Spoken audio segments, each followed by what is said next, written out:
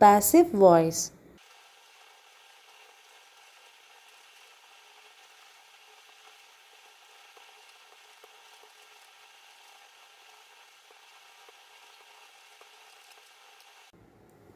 Passive voice is used to show interest into the person or object that experiences an action rather than the person who is performing it.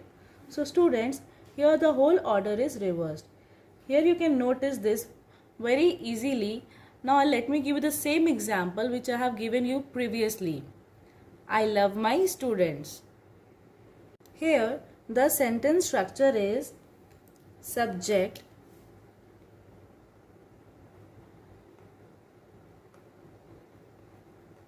plus verb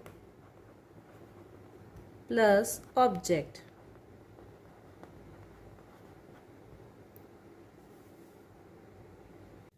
But in the passive voice sentence, the object takes place of the subject. So, in the place of subject, object comes. And the verb changes into V3 form, that is the past participle form. And in place of object, the subject come, but with it by and being is added.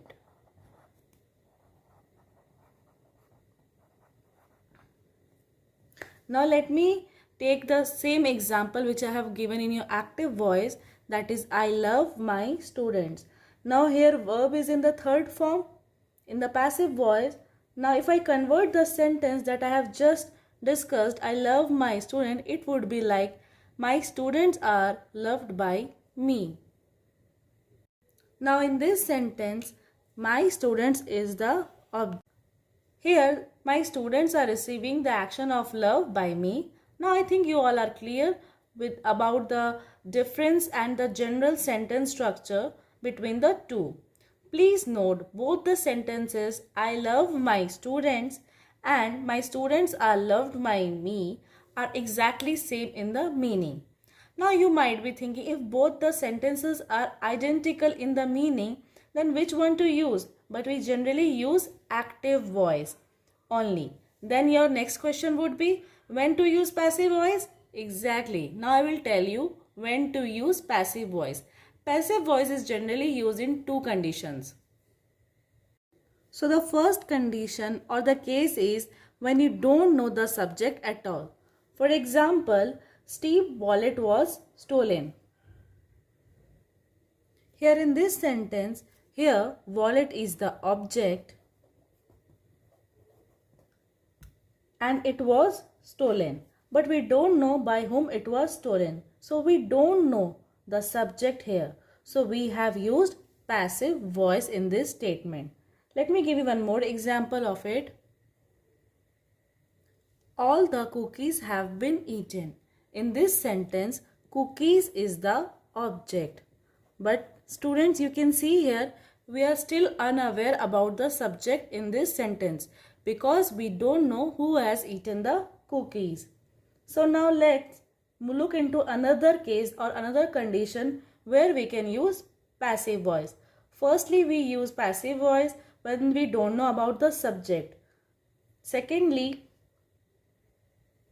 or in second case or condition, when you want to give more importance to the action rather than the subject who performs the action. So, for example, solar plant will be made in Gujarat. So here in this sentence, solar plant is the object. Now students, we can find here that we are giving more importance to the solar plant rather than the subject who have built the plant. We are least concerned about the people who were involved in building this plant. So we are giving more importance to the actual object and the action that is performed on it rather than who is building it. Let's see one more example. Here also in this sentence, the road is being repaired. In this sentence, we are not interested who is repairing the road. Rather than we are more interested in the repairing activity. That is the road. The road is the object here. So these are the two main cases where we use passive voice. Firstly, when you don't know the subject at all, and secondly, when we want to give more importance to the action rather than the subject who is performing it. So with these examples and conditions, I think so students, you are very clear about the passive voice.